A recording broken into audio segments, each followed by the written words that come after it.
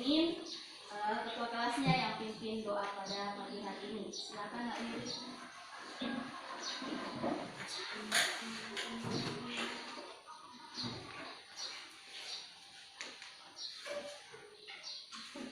Teman-teman, sebelum kita belajar, mari kita berdoa sesuai dengan keyakinan kita masing-masing.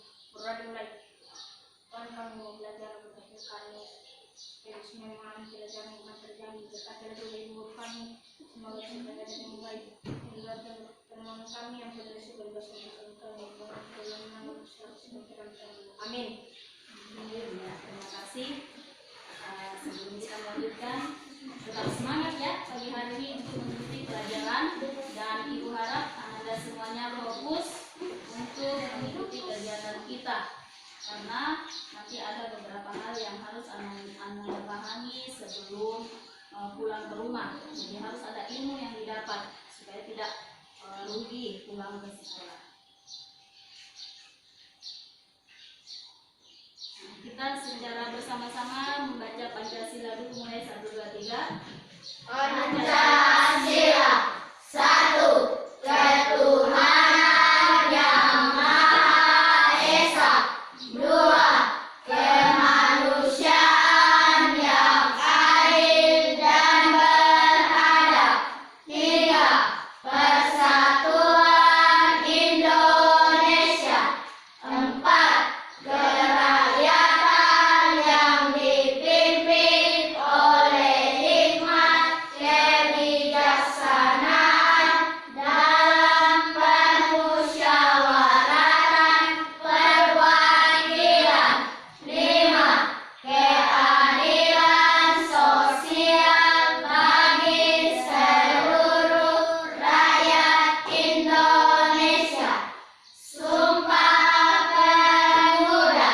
Pertama, kami putra dan putri Indonesia mengaku bertumpah darah yang satu, tanah air Indonesia. Kedua, kami putra dan putri Indonesia mengaku berbangsa yang satu, bangsa Indonesia. Ketiga, kami putra dan putri Indonesia menjunjung bahasa persatuan bahasa Indonesia. Proklamasi. Kami bangsa Indonesia dengan ini menyatakan kemerdekaan Indonesia. Hal-hal yang mengenai pemindahan kekuasaan dan lain-lain diselenggarakan dengan cara seksama dan dalam tempo yang sesingkat-singkatnya. Jakarta, 17 Agustus 1945. Atas nama bangsa Indonesia, Soekarno-Hatta. Selanjutnya kita menyanyi sama-sama lagu Desaku, ciptaannya Elmani.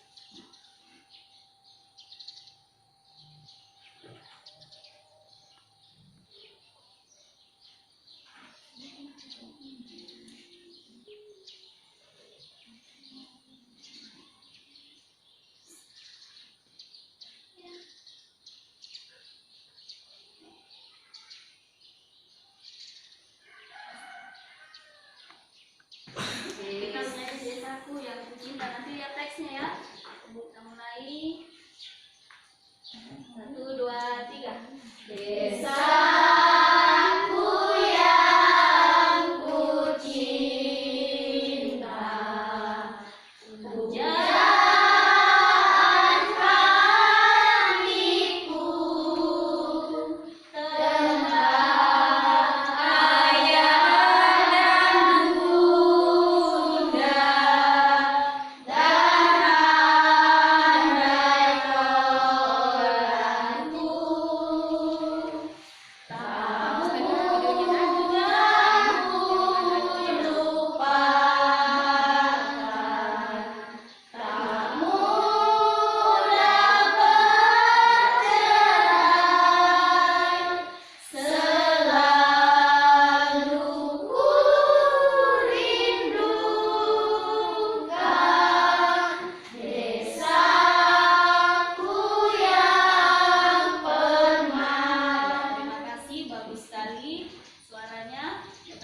menyanyi.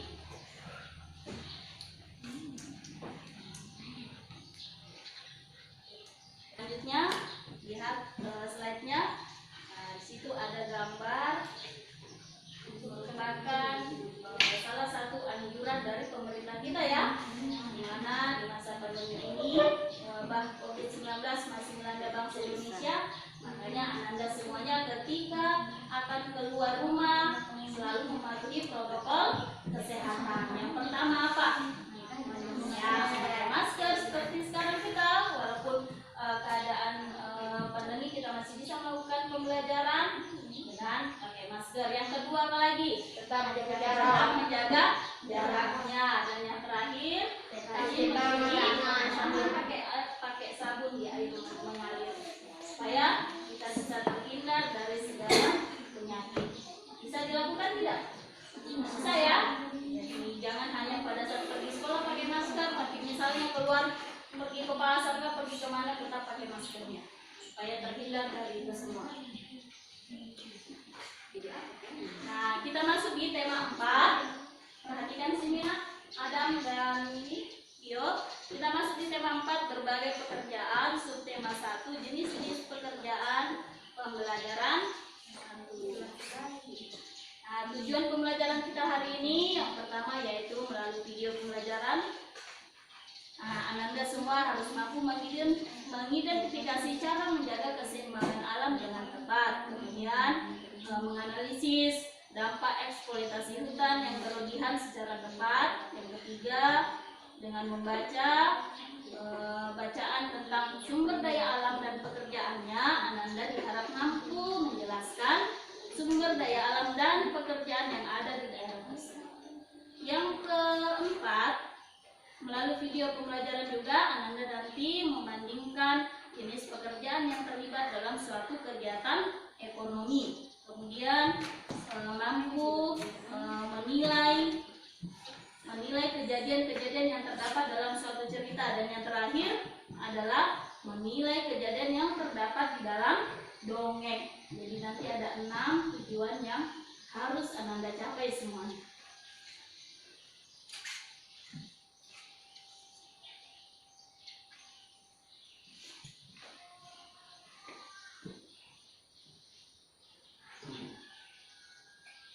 Selanjutnya Ananda coba simak video dengan seksama. Situ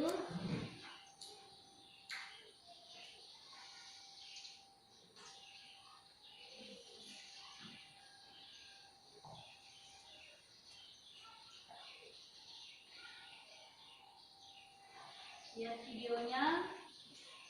Kalau perlu kalian catat yang menurut Ananda penting, poin-poin penting yang ada di dalam supaya bisa diingat ya. Dicatat. Misalnya gambar ini menceritakan tentang ya, di situ ada hewan. Bagaimana cara menjaga sumber daya alam ya, keseimbangan sumber daya alam. Karena yang dijaga adalah sumber daya hewan.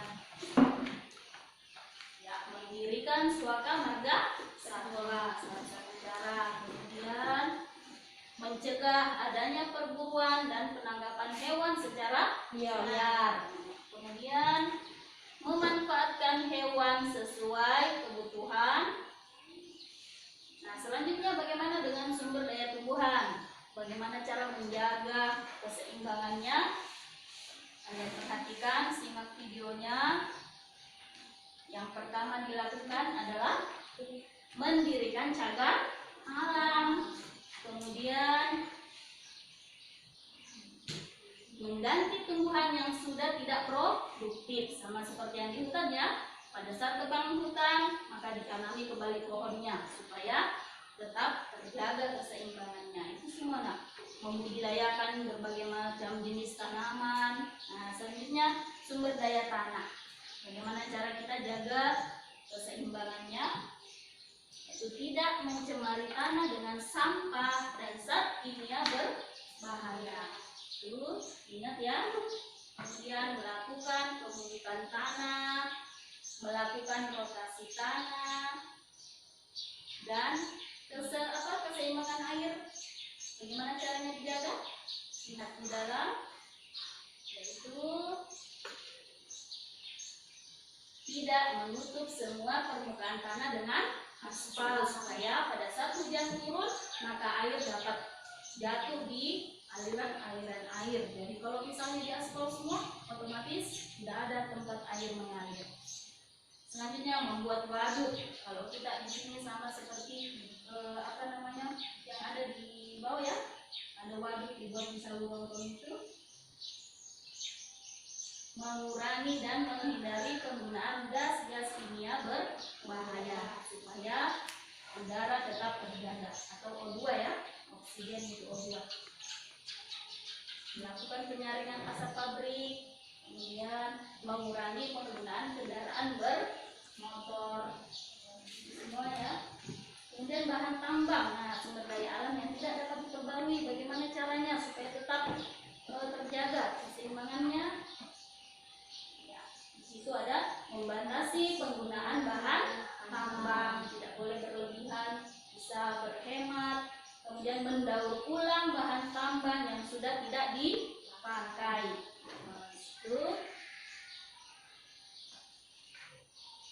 Itu dia tadi video yang sudah Ibu tayangkan tentang menjaga kelestarian sumber daya alam. Yang pertama maka yang harus kita jaga sumber daya alam hewan, yang kedua tumbuhan, yang ketiga tanah, yang keempat air, dan yang terakhir adalah udara dan bahan tambang. Jadi ada 6 menjaga kelestarian sumber daya alam. Coba diulangi tadi kelompok 3, coba ulang.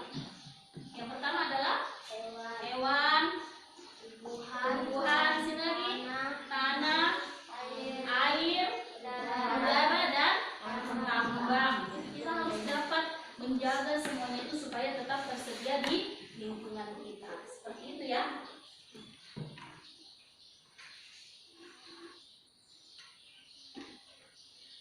Nah, selanjutnya pentingnya keseimbangan alam dan kelestarian sumber daya alam. Yaitu coba dibaca sama-sama, mulai. Menjaga keseimbangan alam dan kelestarian sumber daya alam agar tidak merugikan manusia dan makhluk lainnya. Kemudian lanjut, Usaha yang dapat dilakukan untuk melestarikan sumber daya alam pertama, penanaman kembali hutan yang gundul atau reboisasi. Yang kedua, membuat tambang ikan dan udang di aliran sungai. Yang ketiga, meningkatkan penggunaan sumber daya alam.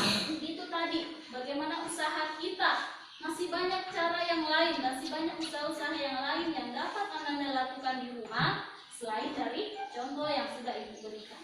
Kira-kira apa? Apa contoh yang bisa kita lakukan di rumah misalnya? Siapa yang bisa? Kira-kira usaha apa yang dilakukan untuk melestarikan sumber daya alam? Siapa yang bisa? Kira-kira apa kalau di rumah? Misalnya mengurangi penggunaan bahan apa? Bahan bakar, bahan apa lagi? Sumber daya air, jangan berlebihan menggunakan ya. Kalau misalnya pada saat kalian menggunakan misalnya energi listrik, nah tidak boleh berlebihan pakai energi listrik. Caranya pada saat kalian menonton TV, nah kalau sudah tidak kita tonton maka TV dimatikan supaya energi kita tetap ada, sumber daya alam kita juga tetap tersedia di muka bumi. Seperti itu. Nah sekarang coba Ananda amati gambar berikut. Kira-kira apa yang menyebabkan terjadinya abrasi? Kita tahu abrasi nak? Apa itu abrasi? Abrasi adalah pengikisan tanah yang dilakukan di sekitar perairan ya. Karena akibat dari ombak-ombak itu maka terjadi pengikisan tanah. Coba lihat di sini gambar. Biasa kalian lihat di pantai? Siapa yang pernah jalan-jalan ke pantai? Pernah semua ya? Pantai mana yang paling dekat di daerah kita? Bogor misalnya. Nah di sekitar Bogor itu saya lihat juga ada sudah terjadi pengikisan tanah di sini. Itu namanya abrasi. Nah apa kira-kira penyebabnya sehingga bisa terjadi abrasi? Pertama kalau kita lihat di sini karena gelombang air laut yang terlalu kencang ya, sehingga dia kikis sedikit-sedikit. Nah, kira-kira apa yang dilakukan supaya mengurangi aktivitas abrasi? Ya, pintar sekali menanam pohon. Pohon apa saja yang bisa kita tanam? Pohon bakau atau mangrove. Sudah tahu tanaman bakau seperti apa bentuknya? Sudah ya? Sudah ya? Nah, lihat, gelombang laut yang terus-menerus menerjang tebing tanah akan mengikis tebing tersebut, maka terjadi namanya abrasi untuk di laut. Kalau di darat, kira-kira apa yang misalnya gunung yang kita gunduli, maka terjadi namanya longsor atau erosi. Pengikisan tanah di daratan itu disebut erosi. Nah, cara menghindari tidak terjadi longsor dengan cara apa? Menanam pohon, melakukan reboisasi. Kemudian, boleh nggak kita tebang pohon di hutan? Tidak, apa boleh? Tidak. Masa sih tidak? Boleh, tapi dengan satu syarat, yaitu tebang pilih tanaman, gitu ya. Jadi tidak sembarangan orang tebang pohon di hutan, dan ada juga izinnya ketika orang akan mengambil pohon di hutan. Nah, contoh sekarang yang kalian pegang, buku ya. Nah, kertas ini terbuat dari apa? Kayu yang berusia jutaan tahun, yang baru bisa diolah menjadi buku. Makanya kalian bisa menghemat sumber daya tumbuhan tersebut. Nah, sekarang amati lagi gambar. Gambar apa itu? Tanaman mangrove ya? Itu yang baru ditanam. Di mana ditanam itu mangrove? Di air, di pantai terutama ya. Nah, sekarang lihat mangrove-nya yang sudah besar. Nah, apa kira-kira fungsinya? Siapa yang bisa? Apa fungsi dari tanaman bakau? Kenapa ditanam di pinggir pantai? Tadi sudah Ibu jelaskan sebelumnya. Salah satunya adalah menghindari terjadinya abrasi. Yang kedua, tempat apa itu?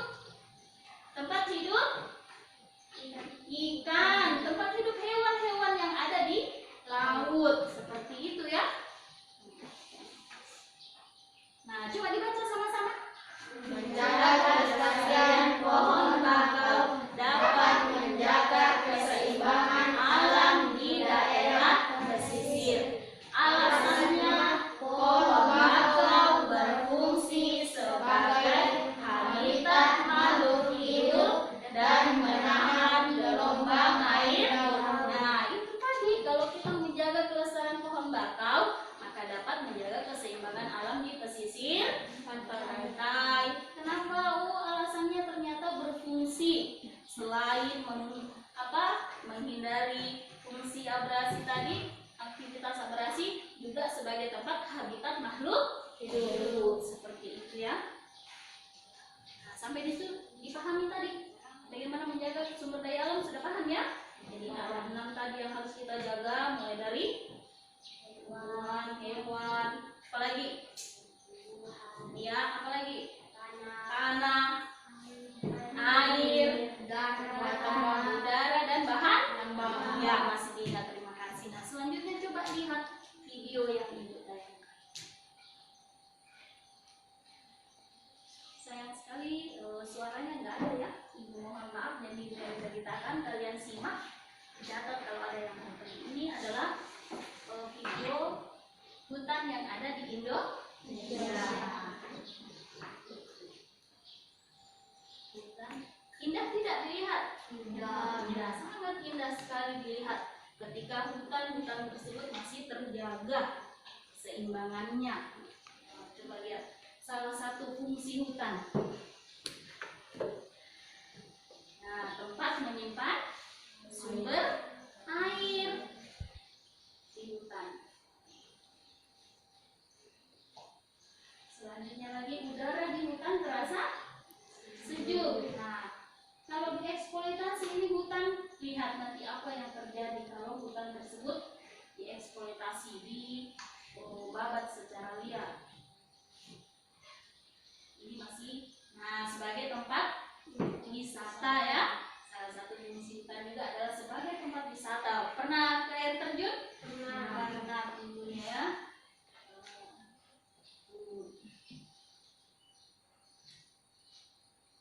masih bagus sekali, hutannya masih terjaga. Sekarang Ananda perhatikan hutan-hutan yang nanti ada yang dieksploitasi secara liar.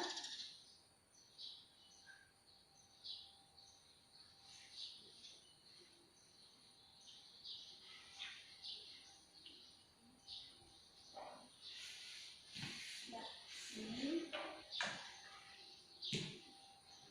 Jadi Indonesia adalah urutan keberapa?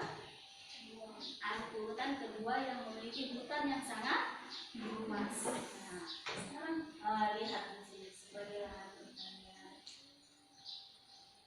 perairan, wilayah perairan. Dan ini wilayah dataran rendah.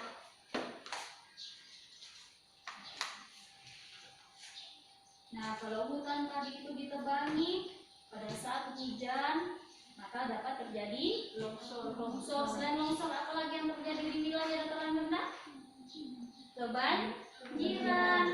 Nah, misalnya di musim kemarau, nah lihat ini, pohon-pohon yang ditebangi secara liar nanti mengakibatkan tadi seperti yang Ananda sebutkan.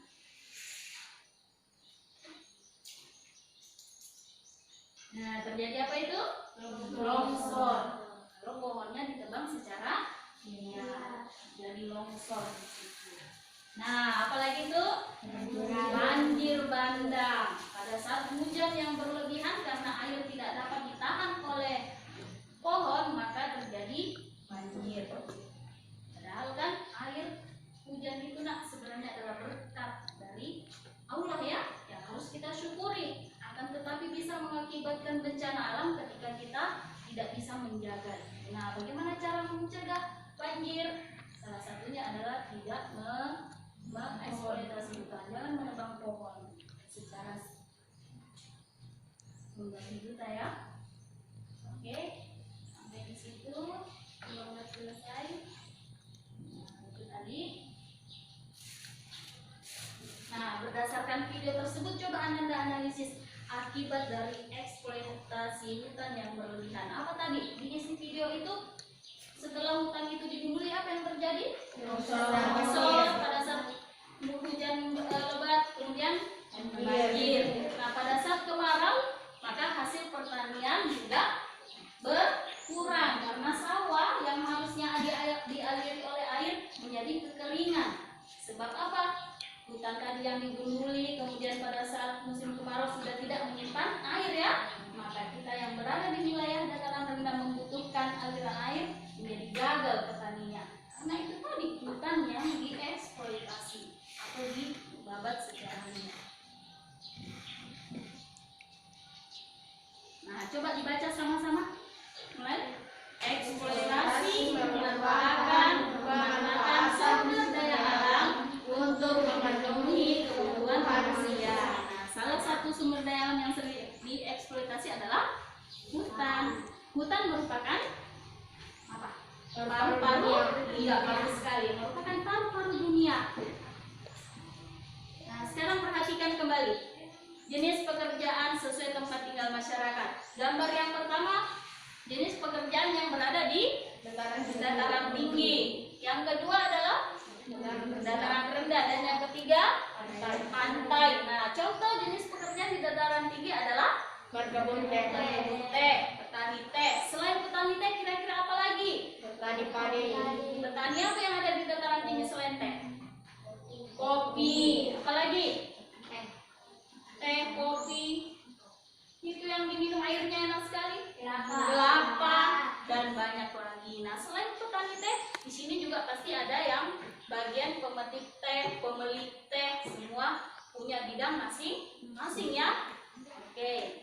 Kemudian di dataran rendah, jenis pekerjaan yang ada adalah petani, selain petani apa lagi? Kita kan peternak. Apa lagi? Pedagang, bagus. Kalau saya, nah guru juga ada di dataran rendah, ada juga di dataran tinggi. Bahkan rumahnya guru juga ada di perairan. Jadi selain petani tadi masih banyak, ada juga sebagian jadi pegawai kantor, walaupun tidak semuanya ya. Nah, beda di perkotaan.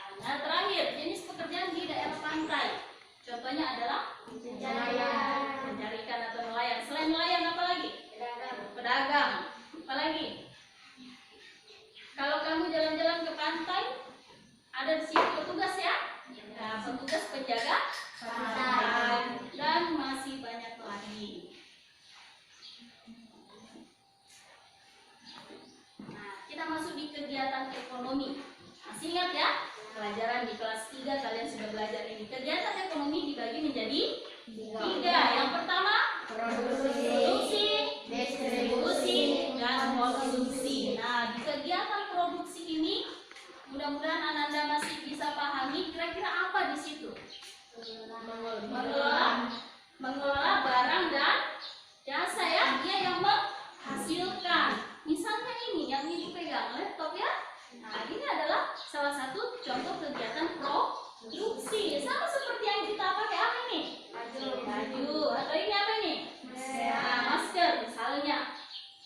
Pembuat masker disebut sebagai produsen ya. Pelaku yang melakukan kegiatan produksi disebut produsen. Nah, contoh yang membuat masker. Kemudian masker dibawa kemana setelah jadi?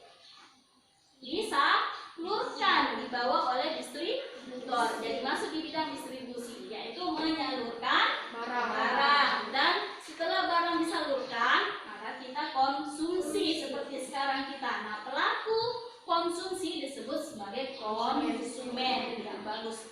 Pelaku produksi disebut distributor. Pelaku produksi disebut produsen. Sedangkan pelaku konsumsi disebut konsumen. Ya, bagus, terima kasih.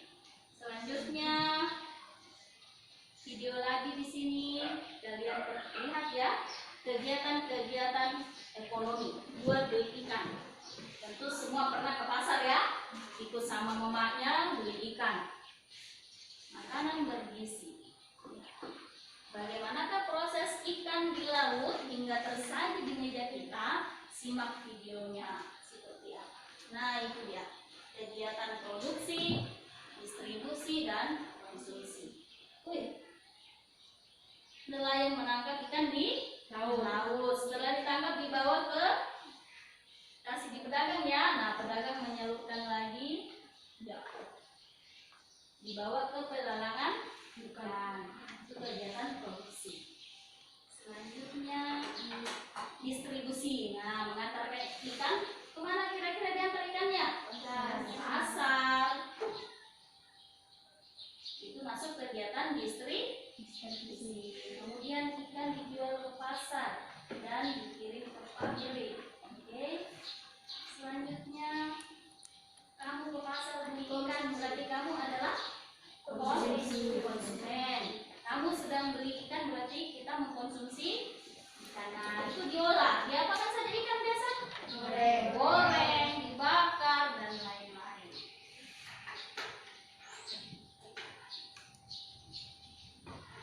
Ya, itu tadi bagaimana ikan di laut hingga tersaji di meja makan. Jadi ada 3 kegiatan ekonomi. Yang pertama adalah produksi, distribusi, dan konsumsi. Pelaku-pelaku ekonominya beda lagi namanya ya. Kalau produksi disebut produsen, distribusi disebut distributor, dan konsumsi disebut konsumen. Harus bisa pahami itu, dibedakan ya.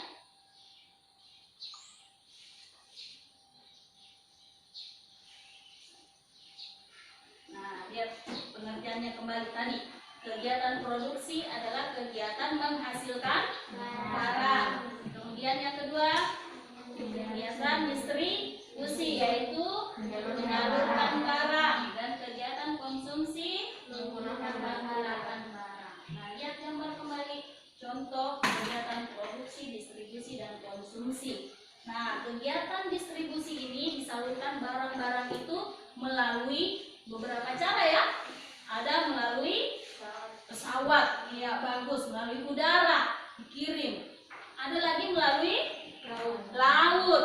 Barang-barang dibawa pakai kapal. Kemudian di darat juga ada, dibawa oleh mobil, bahkan ada juga yang pakai motor ya. Nah, oke, bisa dipahami. Nah, kita ice breaking dulu ya. Bisa nggak kira-kira mempraktekkan ini supaya semangat lagi nanti mengikuti kegiatan. Ayo mulai berdiri semua, cepat berdiri supaya tidak ngantuk, tidak usah malu. Ayo mulai, yang tangan putar-putar ya. Mulai.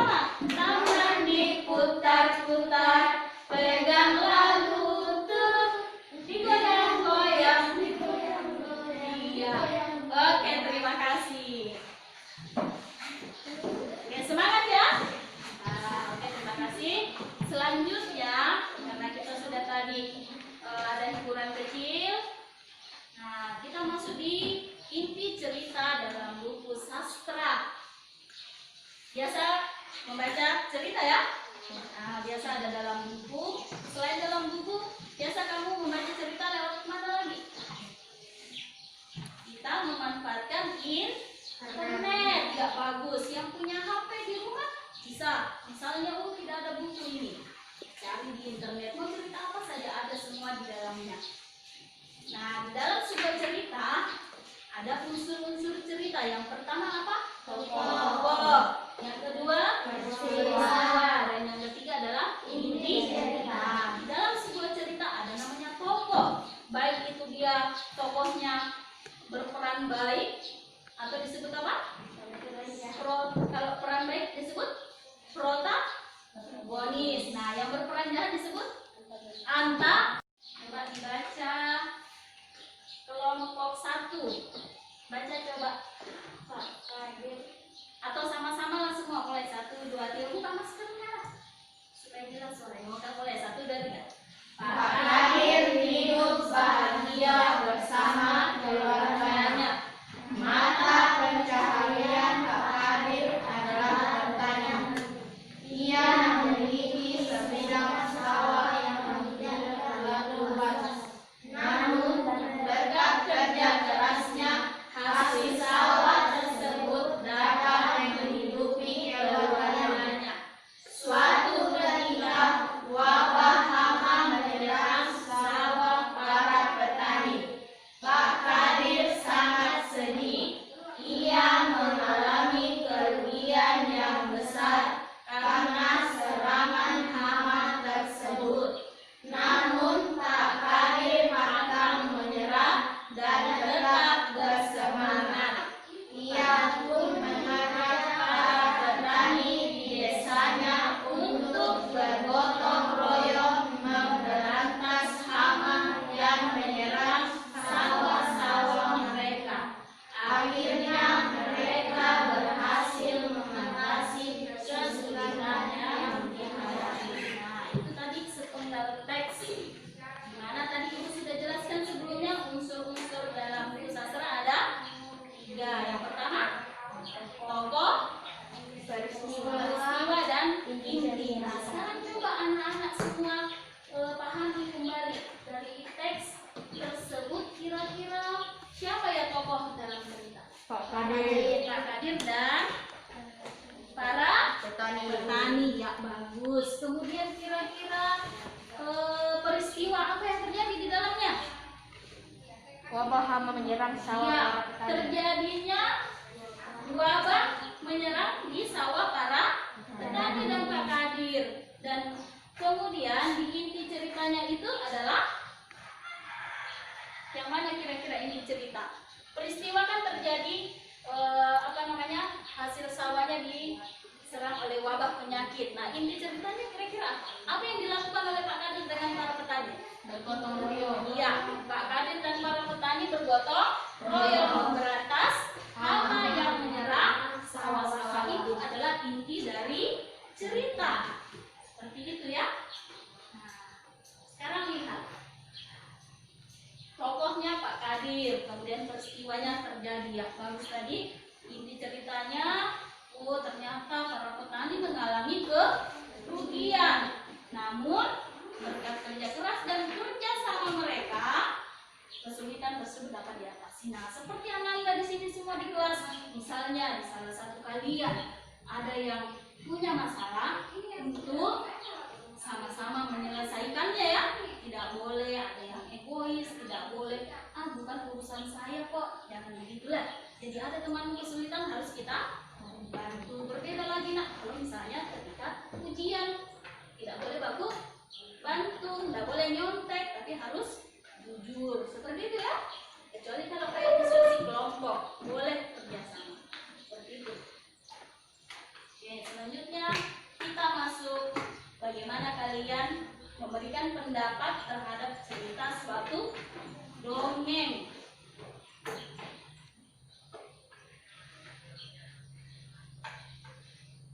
Nah, di dalam dongeng ada juga unsur-unsurnya. Yang pertama, tokoh. Yang kedua, alur. Dan yang ketiga, pesan moral. Tahu alur? Iya, bagus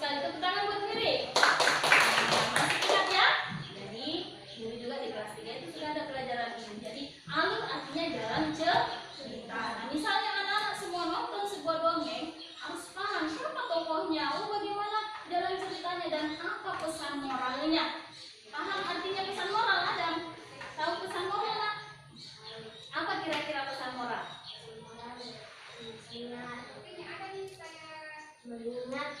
atau misalnya lalu untuk pura-pura peran baik, kita harus mengingat bahwa kita harus mengikuti sifat dari tokoh. Iya, tepuk tangan buat Kimberly. Nah, bagus sekali. Jadi pesan moral, salah satu contoh tadi disebutkan oleh Kimberly. Misalnya, dia sudah pernah melihat dongeng kura-kura dan kelinci. Nah, ternyata kura-kura sifatnya bagaimana? Baik, dan harus kita mengikuti sikap dari kura-kura. Seperti itu namanya pesan moral. Nah, di sini coba Ananda simak videonya. Tapi sayangnya suaranya tidak terdengar, jadi cukup Ananda simak ceritanya. Dan mungkin Ananda sudah pernah nonton cerita kura-kura dan kelinci. Ya, itu dia. Jadi kelinci di sini ketemu dengan sesama teman-temannya di hutan ya. Di situ ada apa saja? Siapa saja? Ada rusa, apa lagi? Ada burung. Nah, di sini ternyata sifatnya kelinci, ya, dia juara apa kalau kelinci? Juara lari. Selalu merasa dirinya terhebat di dalam hutan, paling kencang larinya. Seperti itu. Nah, dia bagaimana sifatnya di dalam? Sombong ya. Kalau orang sini bilang mau goro-goro di goro, gayanya itu kelinci di dalam. Oke. Nah, itu dia. Apa itu? Kalau ini apa? Beruang. Ya, saya tidak tahu nama-namanya. Nah, ini siapa dia datang? Kura-kura dan burung. Jadi burung di situ menceritakan bahwa sikapnya kelinci seperti ini. Sombong, dia bisa jagoan. Akhirnya curhat ini teman-temannya di dalam tuh. Curhat kalau itu kelinci sombong sekali. Nah, akhirnya kura-kura menantang kelinci. Dia akhirnya berinisiatif untuk menantang kelinci lomba lari. Kita lihat kira-kira siapa yang menang, kura-kura atau kelinci. Coba bayangkan, kura-kura itu bagaimana caranya bergerak? Sangat lambat sekali, sedangkan kelinci cepat sekali larinya. Nah, coba kalau kita pikir kayaknya siapa yang menang? Kalau saya dipikir secara logika kan yang menang pasti kelinci ya, daripada kura-kura, karena kura-kura sangat lambat. Tapi kenyataannya nanti kalian lihat di video.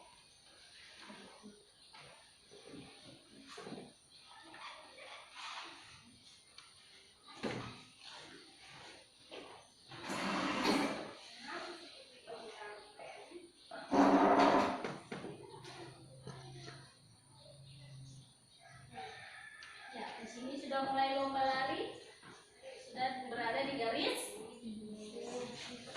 awal atau finish? Awal ya. Nah, 1, 2, 3 lari mereka. Wih, cepat sekali kelincinya. Sedangkan kura-kura langkahnya. Nah, lihat perbedaannya sangat jauh ya antara kelinci dan kura-kura. Nah, teman-temannya penasaran semua, menunggu siapa kira-kira yang menang. Ya, karena kelinci melihat kura-kura belum muncul, nah dia tidur katanya. Kan tidak mungkin itu kura-kura mau sampai Kak, jadi mungkin saya tidur dulu, istirahat. Sambil makan wortel, karena wortel adalah makanan favorit kura-kura, ya, kelinci. Nah, selanjutnya lari lagi kelinci karena ada lagi kura-kura dia lihat. Sudah mendekati dengan garis finish. Namun pantang menyerah kura-kura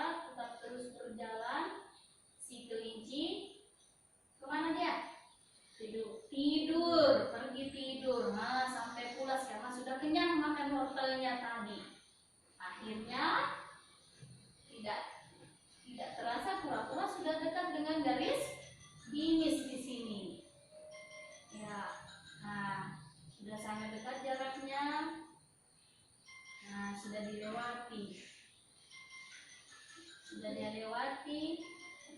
Kelincinya masih tidur pulas.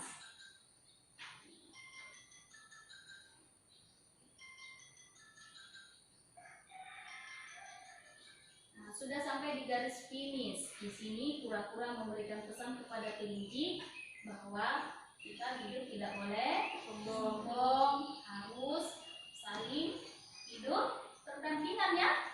Rukun tidak boleh sombong. Nah, di sini kelinci menangis, sadar, oh ternyata kita itu tidak boleh sombong jadi orang.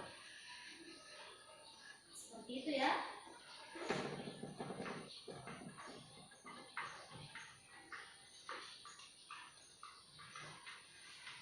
Nah, selanjutnya tadi dari isi video tadi di situ bahwa pesan moral, tokoh dan alur, semoga Ananda masih ingat ya. Tokohnya siapa tadi? Kura-kura dan kelinci. Alurnya masih ingat ya? Nah, tidak apa. Nanti ada tugas LKPD Ibu berikan dan kalian akan jawab di situ. Seperti apa alurnya, kemudian pesan moralnya apa saja. Nanti kalian tuangkan di LKPD. Selanjutnya di sini Ananda akan menyelesaikan LKPD atau lembar kerja peserta didik secara berkelompok. Kemudian masing-masing kelompok akan mempresentasikan hasil diskusi tersebut di depan kelas. Nanti Ibu bagikan, kalian kerjakan dengan baik, berdiskusi dengan temannya supaya tugasnya bisa cepat selesai, maka harus bekerja sama ya.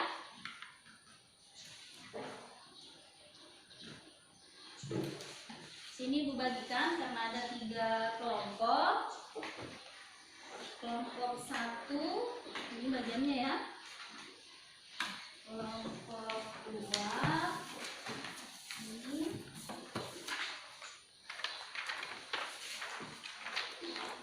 Kelompok 3 di sana.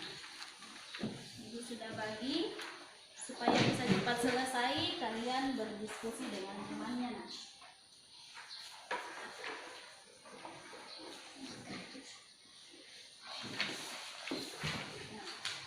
Lihat ya, dibaca baik-baik. Boleh berdiskusi, boleh ada suaranya, tidak apa-apa. Tidak usah berdiskusi, tidak bicara.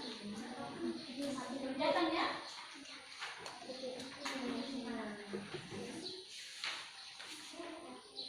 Sudah itu saja. Kan kerja sama kita. Kerjakan diskusi saja.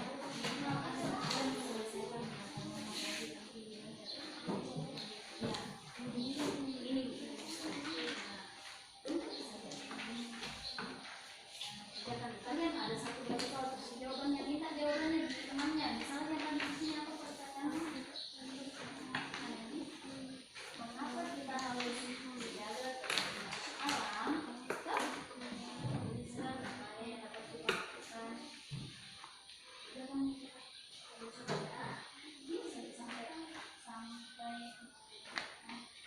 bisa sampai diskusi.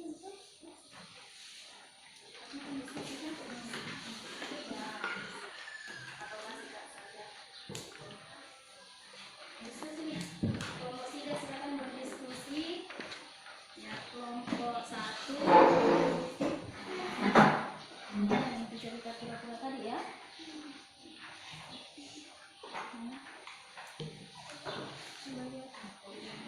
Nih, jenis pekerjaan apa saja yang ada di dalam sini? Hah? Ditulis. Sama-sama aja nak kerja sama itu ada kerja dalam kelompok boleh juga ini. Ini oke ikuti di sini. Produksi jenis pekerjaan apa saja yang ada. Misalnya itu banyak misalnya membuat pakaian itu apa saja yang masuk produksi, distribusi, gitu ya. Oke.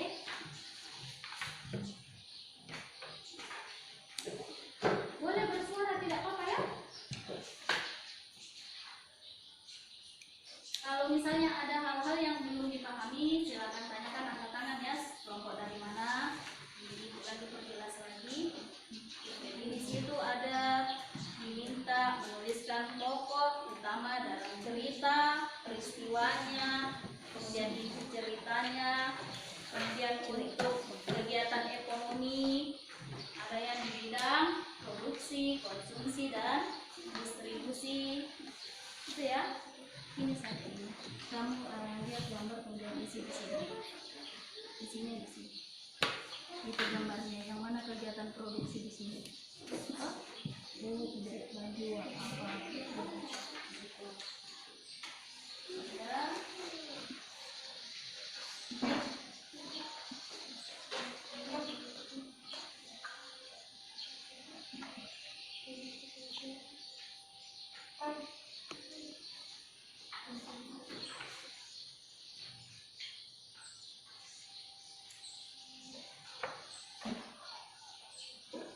Di depan kelas atau di tempatnya saja boleh. Yang lain di tempat saja ya, berdiri. Yang lain simaklah.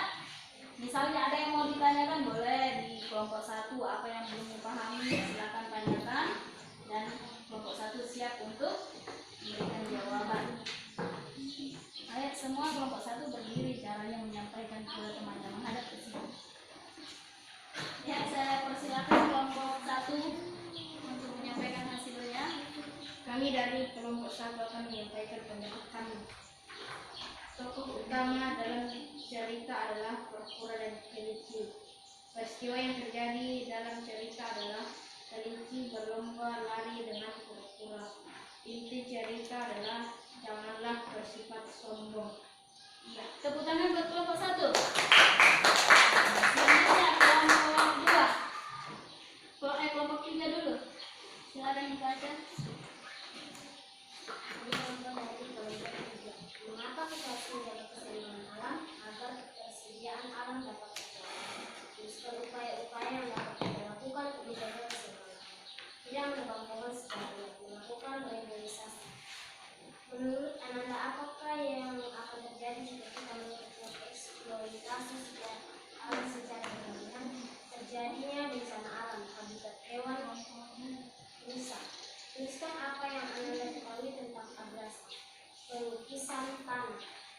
Tuliskan apa yang menyebabkan terjadinya abrasi karena gelombang landas. Iya, tepuk tangan buat kelompok 3. Dan jawabannya sudah sangat tepat. Selanjutnya saya beri kesempatan ke kelompok 2. Silakan. Ya, silakan. Kelinci dan kura-kura. Contoh kelinci dan kura-kura. Watak perilaku. Kelinci bersifat sombong dan kura-kura bersifat baik. Pesan moral, kita harus tidak sombong dan kita harus berperilaku baik. Iya, tepuk tangan buat kelompok 2.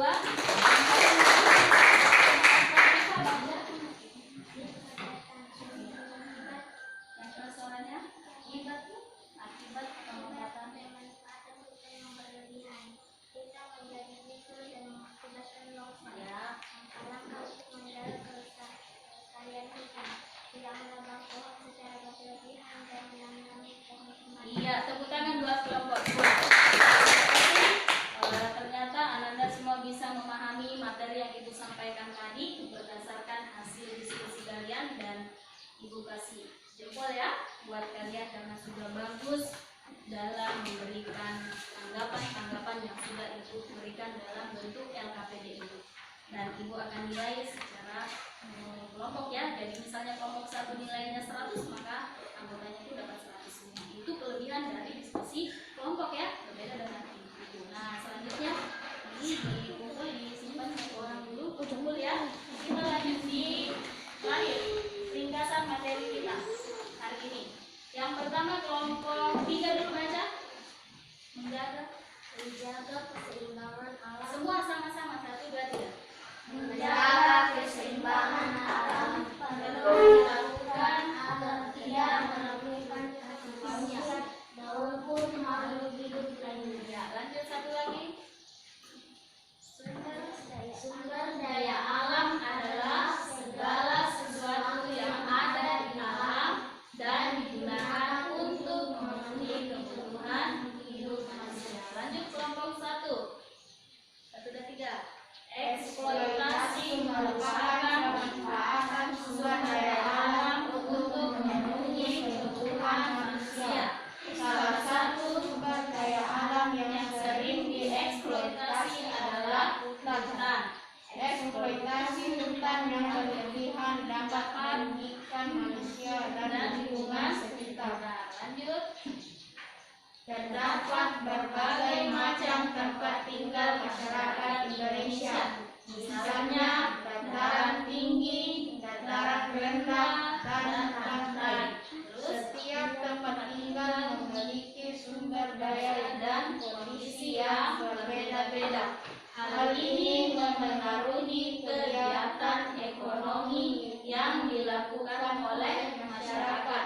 Oleh karena itu, masyarakat memiliki jenis pekerjaan yang berbeda-beda. Selanjutnya kelompok 2 nak, mulai. Kegiatan ekonomi terdiri atas produksi, menghasilkan barang, distribusi, menyalurkan barang, dan konsumsi menggunakan barang. Terus, inti cerita dalam buku sastra dapat kita ketahui jika kita membacanya dengan cermat. Selain inti cerita, kita juga dapat mengetahui tokoh dan peristiwa-peristiwa yang ada di dalam cerita. Satu lagi nak, semuanya sama-sama, 1, 2, 3. Dongeng adalah cerita yang tidak benar-benar terjadi. Di dalam dongeng terdapat unsur-unsur cerita seperti tokoh, alur, Jalan cerita dan pesan moral. Ya, terima kasih. Itu tadi kesimpulan kita hari ini. Dan selanjutnya saya kasih evaluasi ya. Di sini ada berupa pilihan ganda. Dan ingat petunjuk menjawabnya tentu kita awali dengan berdoa dulu, kemudian jawab soal dengan jujur dan teliti. Nah, sebelum dikumpulkan, periksa dulu evaluasinya, jangan sampai ada yang belum dijawab. Gitu ya? Bisa ya? Open dulu silakan aturan.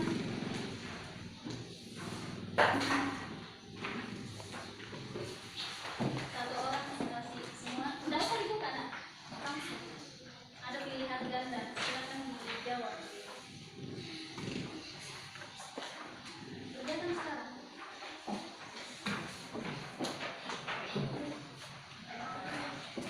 Kerjakan, tulis namanya ya. Tulis namanya. Langsung tulis nama. Tulis nama. Nggak usah ini kalian tidak hafal. Tulis namanya apa? Jangan lupa tulis nama.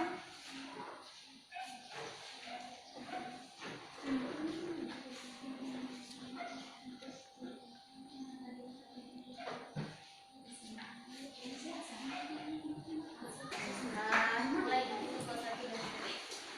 baik, terima kasih anak-anak sudah mengerjakan evaluasi dan alhamdulillah itu sudah periksa nilai terbaik di kelas kita ada 2 orang ya saya lihat dan mendapat nilai yang bagus dan yang lainnya juga bagus cuman mungkin masih perlu belajar lagi di rumah ya supaya mendapat nilai yang maksimal. Dan ibu kita beri tepuk tangan buat Riri dan Kimberly karena jawabannya yang paling tinggi. Tetap menjaga prestasinya dan yang lain tetap semangat untuk belajar. Selanjutnya kegiatan yang terakhir kita adalah kegiatan refleksi. Mulai dari awal kegiatan tadi kita sampai akhir masih ada kira-kira materi yang belum Ananda pahami. Sudah paham semua? Sudah semua ya, alhamdulillah, terima kasih. Dan bagi Ananda yang mungkin ada materi belum dipahami, pelajari kembali di rumah ya. Belajar, tidak boleh patah semangat dan harus rajin belajar supaya apa? Cita-citanya bisa tercapai. Kemudian untuk selanjutnya besok kita masuk di pembelajaran kedua kita dengan tema yang sama. Jadi persiapkan memang alat tulisnya besok, kemudian bukunya jangan lupa dibawa. Kita berjumpa kembali besok. Nah, sebelum kita tutup pelajaran kita tutup dengan kegiatan berdoa. Siapa yang mau pimpin doa kita? Silakan. Tidak perlu ditunjuk. Siapa? Kimberly ya? Silakan nak. Di sini pimpin temannya semua. Kalau berdoa kita dulu yang bagus, hikmat. Semoga apa yang kita inginkan bisa.